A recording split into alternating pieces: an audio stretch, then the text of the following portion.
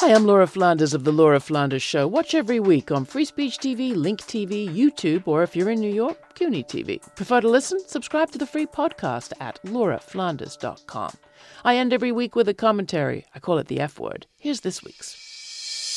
The news out of Trump Town comes so fast and furious that it feels to many progressives as if they're being hit on all possible fronts at once.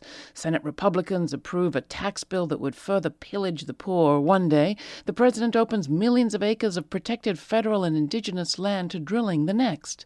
The day after that, the White House is recognizing Jerusalem as the capital of Israel and scuttling, we're told, the Middle East peace process. It's reckless, the press call it, but that doesn't seem the right word. The Trump GOP seems all about reckoning and paying their big donors back. It doesn't take a long research project to see how all these moves are connected. In Israel, the White House is in bed with the most far-right racist government in that country's history. They're in bed with the same sort of people in the U.S.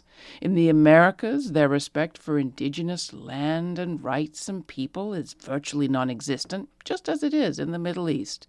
In Israel, Washington plans to spend $38 billion in military aid over the next 10 years, while they simultaneously raid public coffers in the U.S. states. If there's any silver lining to the Trump apocalypse, surely, it's that the veneer of a social contract has been blown up. Government by the people, for the people, it's as dead as that Middle East peace process, which, by the way, Trump didn't destroy because it didn't exist.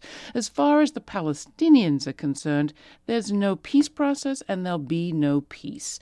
Trade unions, political parties, NGOs, and refugee groups, essentially all of Palestinian civil society, called for a general strike in response to the White House announcement. In the U.S., the penny still has to drop. It's not recklessness on myriad fronts. It's all one front.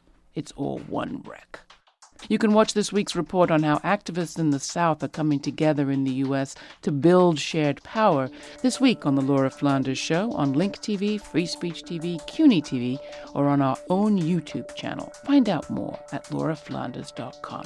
And thanks.